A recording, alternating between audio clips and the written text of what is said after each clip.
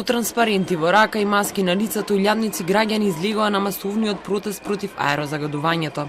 Од Министерството за животна средина, екоактивисти, невладини организации и средношколци се упатија пред владата. Тие уште еднаш потсетија дека ако надлежните не ги исполнат нивните барања, тие ќе продолжат да ја бараат правдата на улица. Овој марш е символика на граѓаните дека се грижат за своето здравје и дека нема да се откажеме од нашето право на чист воздух. Значи не бараме ништо повеќе, бараме да живееме здраво во оваа средина, во оваа татковина во која што сме родени. И покрај бројните закани за плашување кон учениците и реакции во јавноста, и младите се приклучија на маршот. Средношколците од повеќе средни училишта во земјава утрово ја бойкотираа наставата.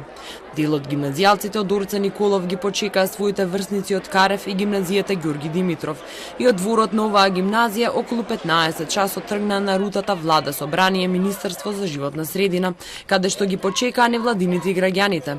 Па заедно отидоа пред влада, каде што се одржа маршот против аерозагадувањето втор за нецел месец. Ние немаме некакви специјални барања, нашите барања се да не слуша власта, пред се да ги слуша нашите стави кои што ги имаме за аерозагадувањето, дека пред се ние сме младина, ние го дишеме овој воздух, не знаеме дали ако не се спречи ова аерозагадување би дошло до тешки последици. Колку години во час?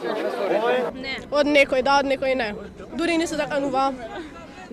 Ке не запишувале ако не сме деле на часови ако протестираме.